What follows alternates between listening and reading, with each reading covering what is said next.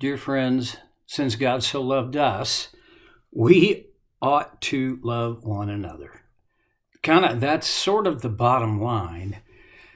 And John goes on and reiterates it in several different ways. He's really cracked it open a bunch of times so far in his letter, but really the core of it, the crux of the whole thing comes down to this.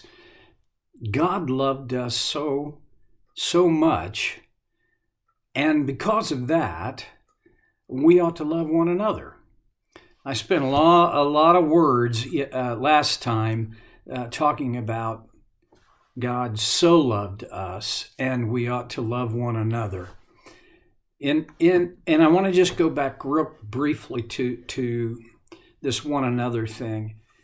It's very, very powerful to look through the New Testament, and we're really blessed because we can click up a Bible program online, or you could even go just to your search engine and type in all the, quote, one another, unquote, in the New Testament. And there are more than 30 times when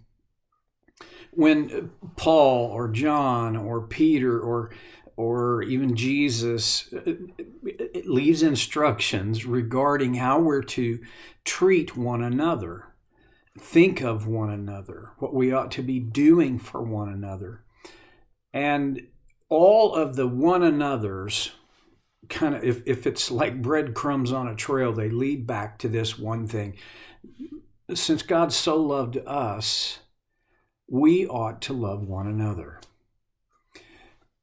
That looks a lot of different ways. I'd like to think I'm realistic and a realist, but I know I'm basically a pessimist. My pessimism tells me that it's going to. I don't have a crystal ball to look in, and I'm not getting a word from God on this, but just common sense tells me we may be in for a season of difficulty. I don't think we're going to be in full-on persecution as God's church, but I think it may get more and more difficult, or maybe the way I would say it is less and less convenient to be a real follower of Jesus, and for the church to really look and act like and be his family in the world. Now, some of that has to do with the opposition of a culture that hates God. Well, that's pretty strong language, but honestly, our culture is always has been moving toward opposition to God and his design, his will, his way. And the reason for that is simple. Because it's not ours. It doesn't always fit what we want. And we don't like things we don't like. Okay. If it's going to get more difficult, here's the flip side of that coin. The goodness of God expressed by the people of God ought to be more discernible.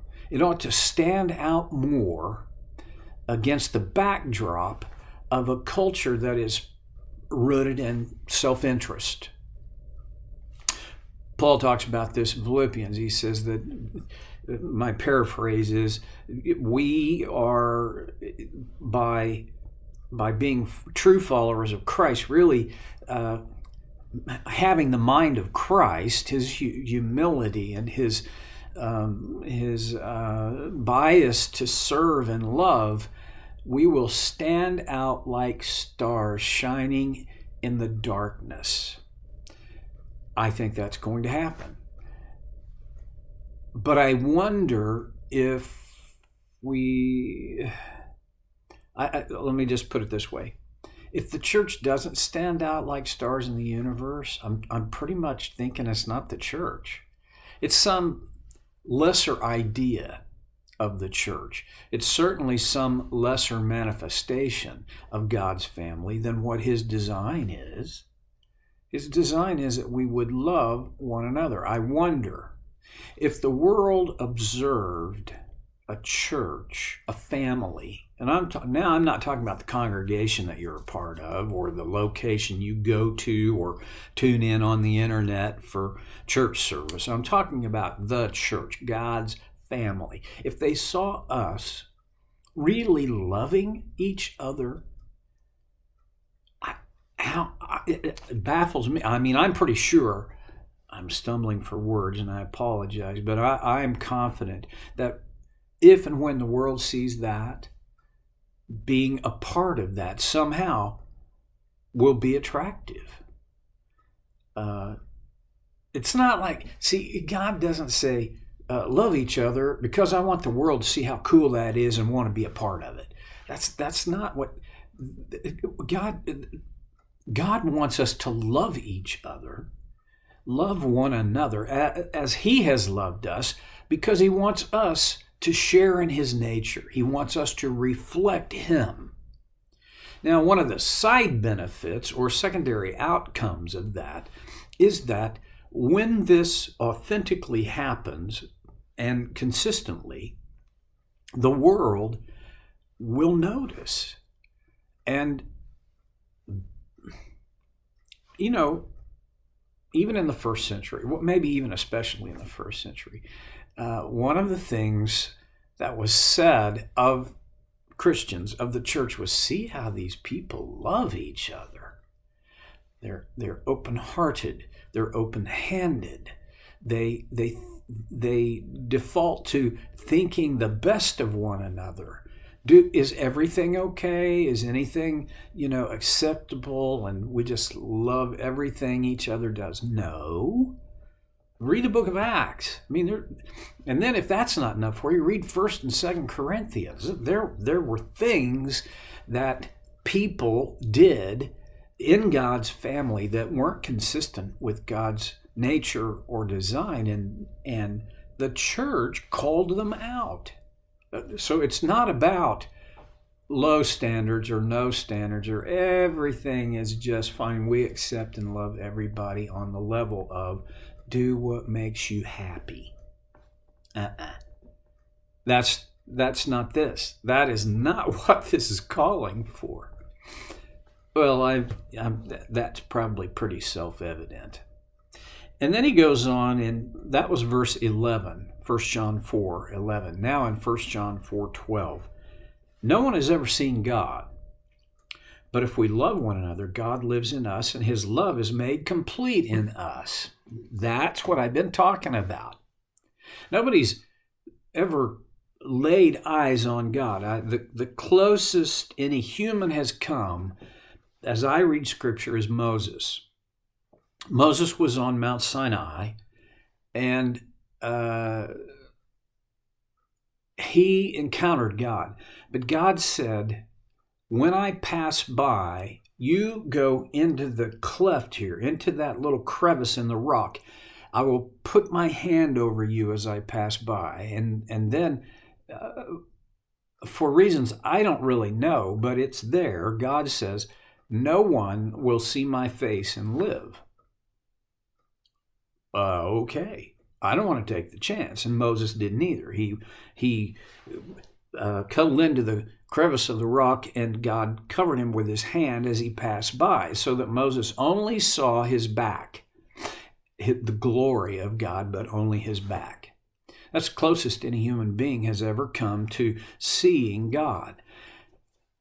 The way people see God today is when his people reflect his nature, his ways, his heart, his mind.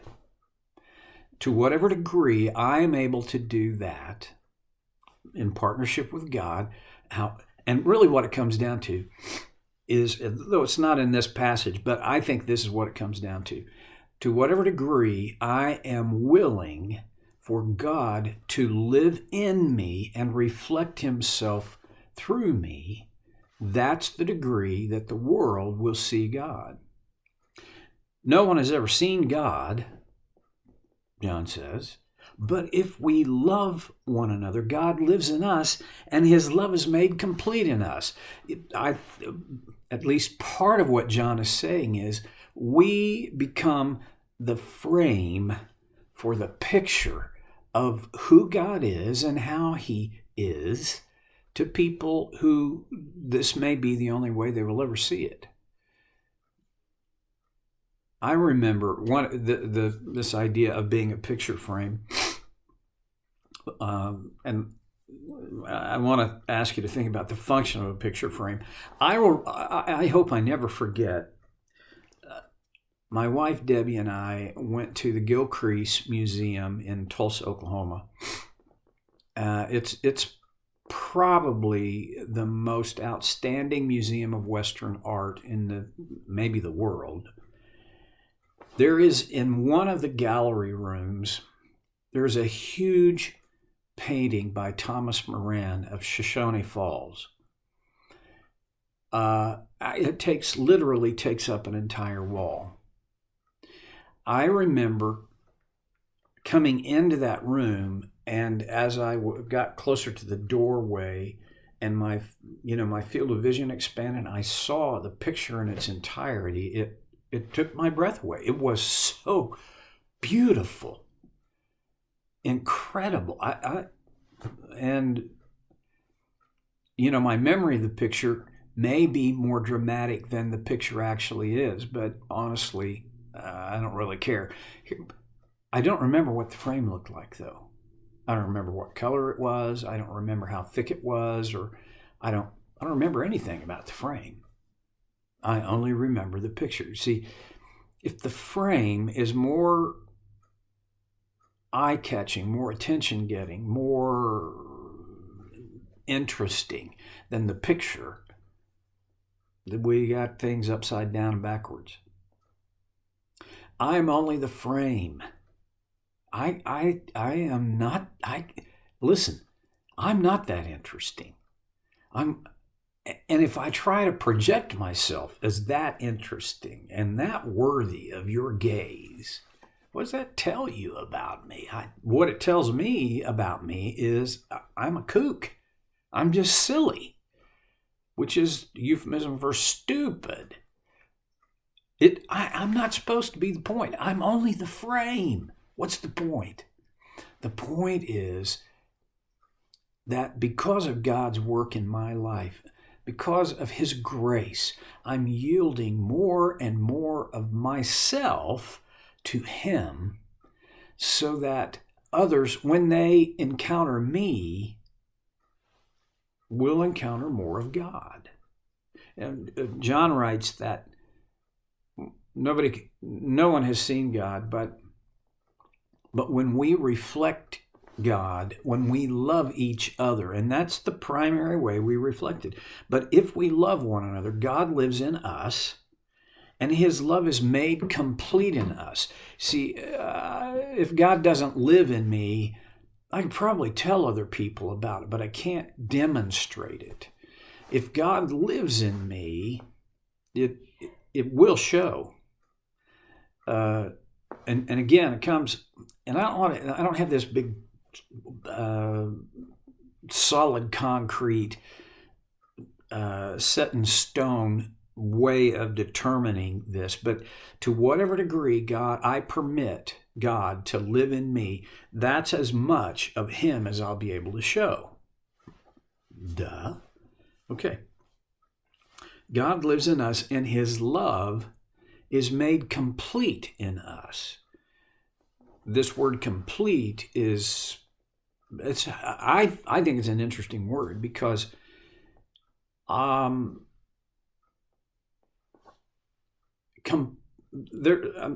brain is bombing me with things right now. In James,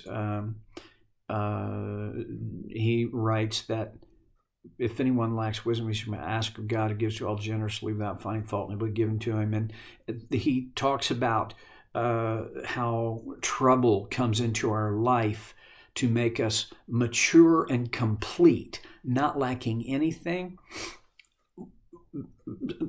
King James Version says perfect. Mature and complete has to do with these are developmental words, right? I hope that I'm more complete as a person today than I was last year on this day. How does that work? Well, it works as I cooperate with God's grace in my life, as I embrace His design, His heart, His mind. My goal is to show God's love more completely, and I'll never be able to do that until He lives in me more completely. What's that look like? How do you get there? I don't know. But we'll talk about it some more next time on Soul Care with Stevie Boy.